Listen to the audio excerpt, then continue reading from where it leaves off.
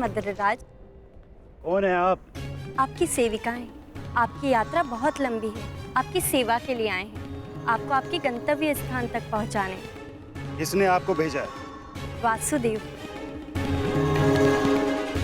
वासुदेव? वासुदेव को हमारा धन्यवाद कहिएगा, परंतु मुझे आज विलम्ब हो रहा है। प्रणाम। मद्रराज, क्या आप हम दोनों को दंडवीर बनाना चाहते हैं?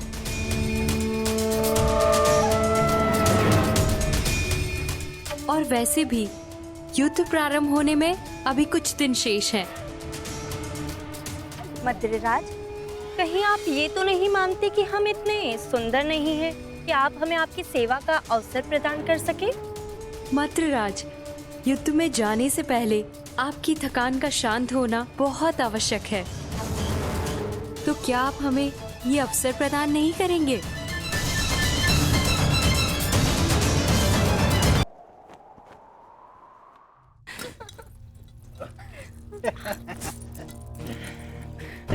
सेवा का आनंद ले रहे हैं ना? अवश्य।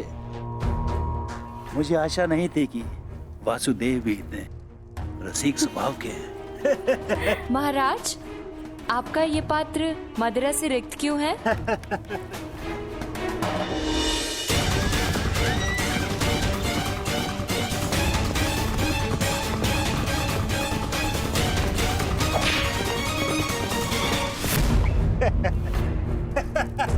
महाराज, हमसे क्या भूल हुई? अभी तो आप युद्ध का आनंद उठाते रहे, लेकिन हमें भी तो आप अपनी सेवा का आनंद लेने दीजिए।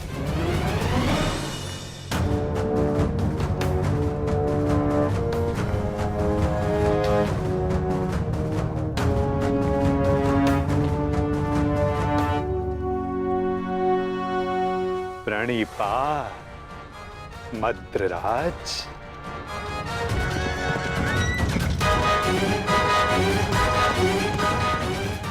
आशा करता हूँ कि इस वासुदेव से अतिथि सत्कार में कोई त्रुटि ना रह गई हो। नहीं वासुदेव, ये तो मेरे जीवन का सबसे उत्तम सत्कार था।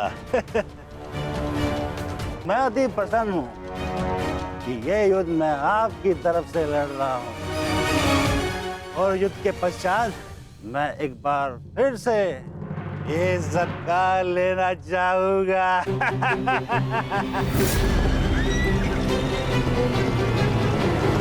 अवश्य, ऐसा सत्कार मैं आपका एक बार क्या कई बार करवाऊंगा, परंतु मैं आपसे आश्वासन नहीं मांग रहा हूं। मैं आपसे वचन चाहता हूं कि इस युद्ध में आप पूर्ण बल से और पूर्ण मनोयोग से हमारी सहायता करेंगे ना आप मद्रराज? आपको मेरे आश्वासन पे संदेह है? तो ठीक है, मैं आपको वचन देता हूँ कि जिसने मेरा ऐसा उत्तम सत्कार किया है, मैं युद्ध के अंत तक उसके पक्ष से लड़ूंगा। मैं आपको वचन देता हूँ कि प्राण जाने तक मैं शल्य अपने अतिथि की ओर से अपने शत्रुओं का नाश करूंगा।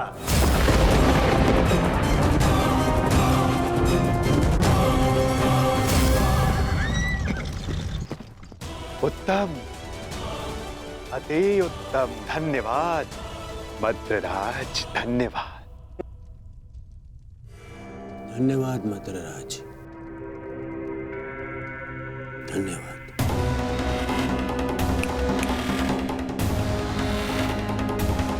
मैं दुर्योधन कौरवों की सेना में आपका स्वागत करता हूँ। तुमने सत्कार किया था मेरा, मुझे भ्रम में रख के मुझसे वचन लिया।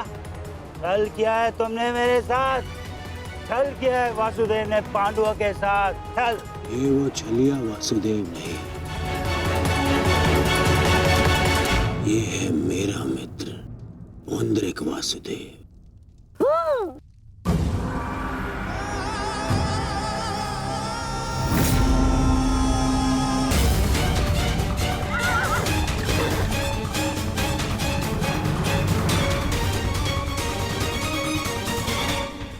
ये मामा श्री की सेना कौरवों के शिविर की ओर क्या कर रही है?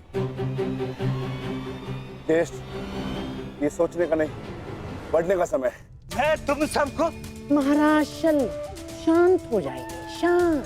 आपने तो वचन दिया है, तो अब आपको कौरवों की ओर से ही लड़ना होगा और युद्ध के नियमानुसार अपने ही पक्ष के योद्धा पर प्रहार नहीं करते मद्रराज, हैं? तो आइए, कौरव दल में आपका मैं शकुनी महारथी शल्य का स्वागत करता हूँ। तुम सब ने छल किया है, छल। देख लूंगा तुम्हें सबको। मामा श्री, ये सब क्या हुआ?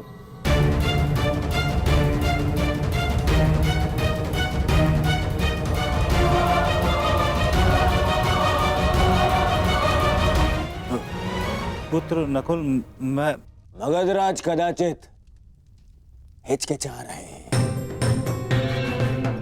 आओ पांडु पुत्रों, मिलो कौरवों के नए सहयोगी से, महारथी महाराज शल्य से। तुम क्या सुन रहे हो मामा श्री? मुझे क्षमा करें, तुम्हारे मामा श्री के साथ बहुत बड़ा छल हुआ है।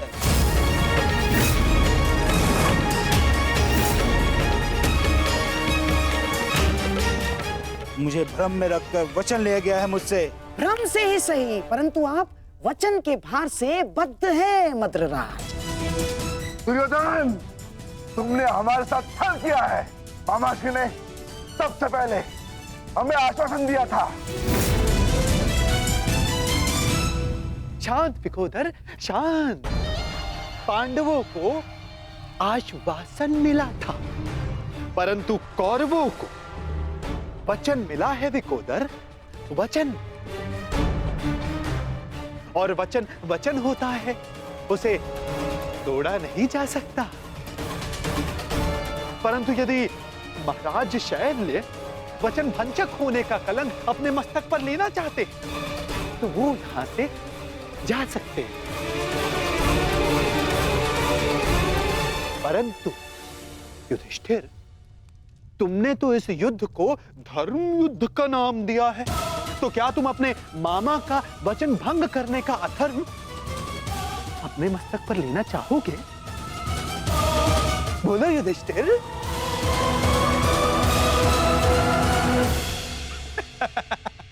ये सब तुमने किया है पाखंडी। सावधान, सावधान सुन।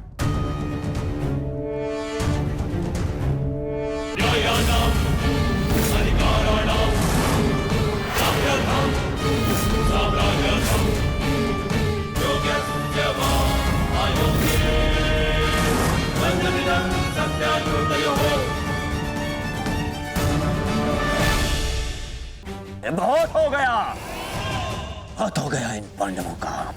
आज अभी और इसी क्षण इन पांडवों को और इस युद्ध को समाप्त कर दूंगा मैं।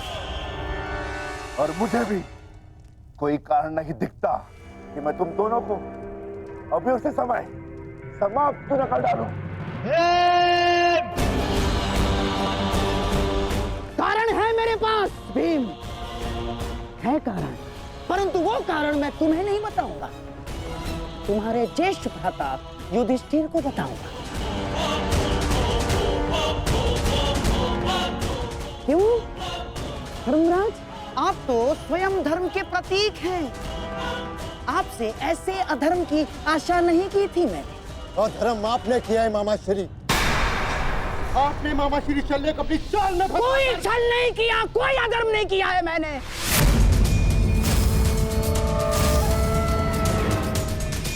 कदाचित आप भूल रहे हैं धर्मराज कि अभी तक युद्ध के कोई नियम निर्धारित नहीं हुए, तो हम पर कोई बंधन नहीं है।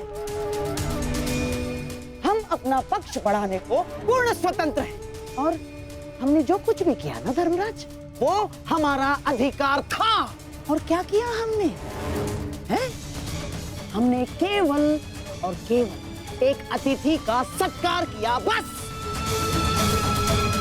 मातृदेव भव, पितृदेव भव, आचार्य देव भव, अतिथि देव भव पढ़ा होगा आपने, हैं? अपने धर्म में। तो बताइए, एक अतिथि का सत्कार करना क्या दंडनीय है? और कोई छल नहीं किया इस पौंड्रक वासुदेव ने। अतिथि ने पौंड्रक वासुदेव को अपना परिचय पूछा तो उन्होंने बता दिया, उसमें क्या भूल की?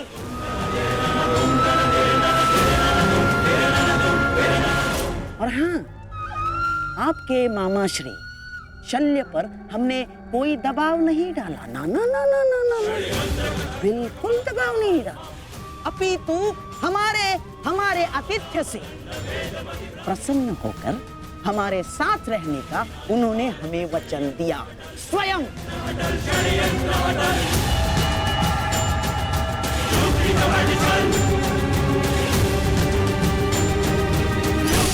धर्मराज, मुझे खेद है कि आपको मुझे धर्म समझाना पड़ रहा है। आपको क्या आपने धर्म शब्द का उच्चारण किया गांधार राज?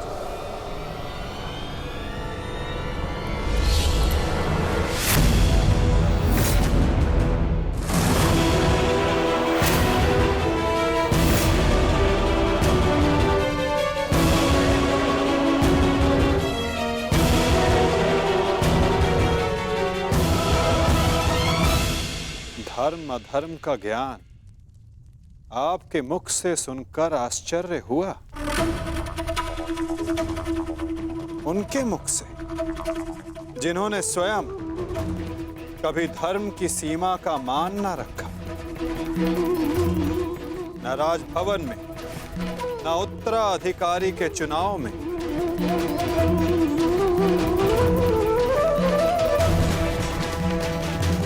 न द्यूत क्रीड़ा में, न दूत के सत्कार में। और आप धर्म की बात करते हैं गांधार राज? इनसे और क्या अपेक्षा की जा सकती है माधव? आज तक अधर्म और छल के अतिरिक्त इन्होंने हमें दिया ही क्या है? अब ये मामाश्री का धर्म है, वो ही बताएंगे कि उन्होंने किस और से युद्ध करने का निर्णय लिया है। मेरा भी तो प्रश्न यही है। परंतु कुछ भी, कोई भी निर्णय लेने से पूर्व एक बार तनिक सोच लीजिएगा। हाँ? इस बात का स्मरण रखिएगा कि एक राजा का अपने नियम को तोड़ना अशोभनीय, निंदनीय होता है।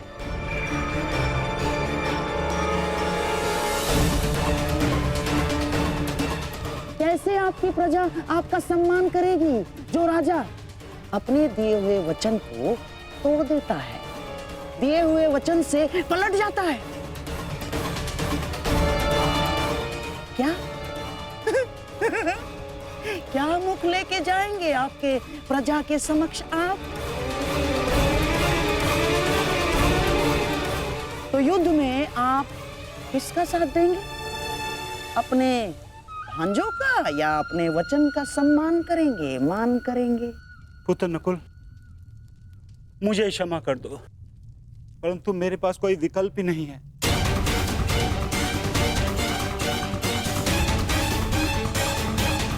मुझे अपने वचन के मान के लिए इन कौरवों का पक्ष चुनना ही होगा।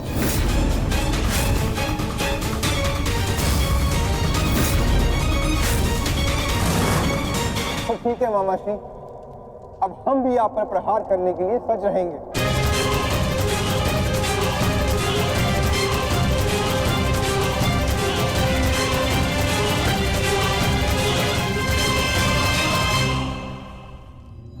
आपको इस निर्णय का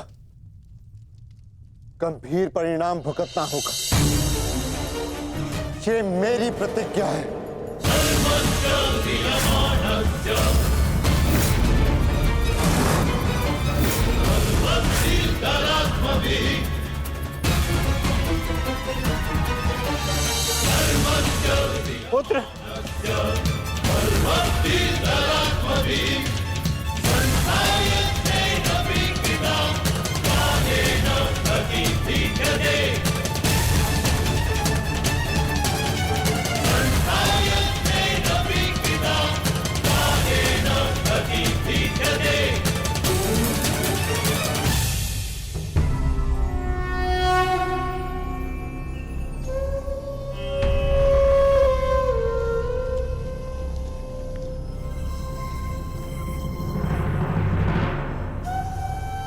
छलिए,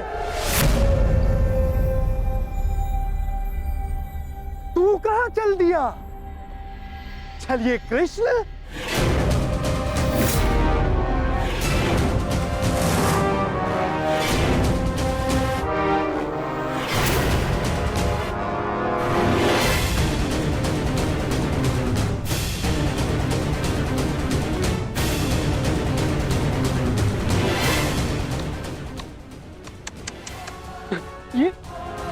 ये क्या देख रहा हूं?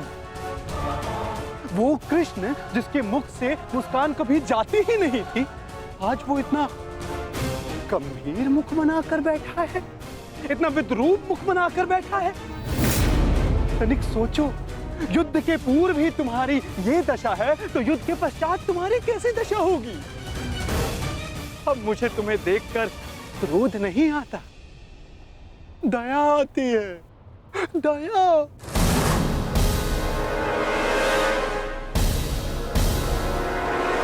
तुम्हारी सेना तुम्हारी नहीं रही, तुम्हारा पुत्र, उसने भी तुम्हारा साथ नहीं दिया, तुम्हारा भाई, उसने तुम्हारा पक्ष नहीं चुना, सब कुछ छीन लिया गया तुमसे।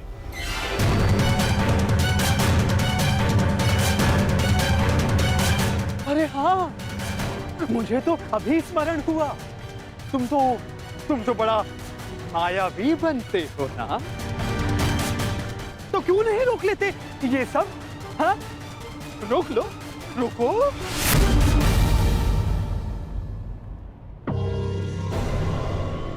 अरे हाँ, विचार करने वाली बात तो ये, जब मैंने तुमसे तुम्हारा सब कुछ छीन लिया, तो तुम उस सुदर्शन चक्र का क्या करोगे?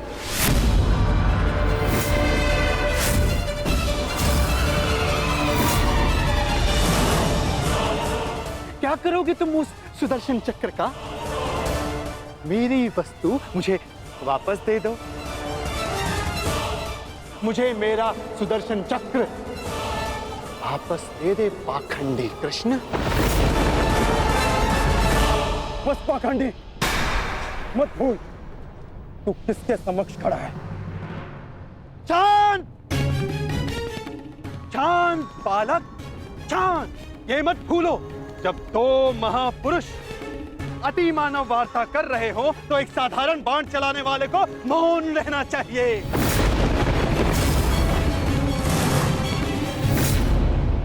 दुष्ट पौंद्रक, मैं आज ये सिद्ध कर देता हूं तू कितना बड़ा अतिमानव है। अरे मूर्ख, तू अपनी तुलना वासुदेव से करता है।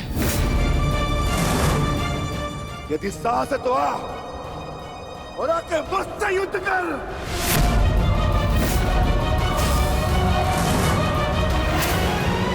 मूर्ख तो तुम पांडु पुत्र हो,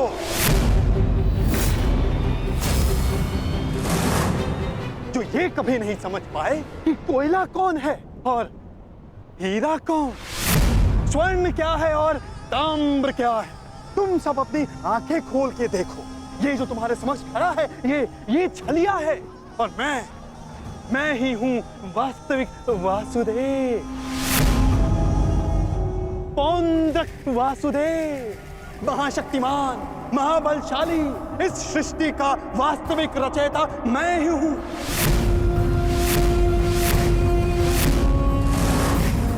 यदि मैं चाहूं तो तुम सबको एक क्षण में तुम सबका अंत कर सकता हूं। इसलिए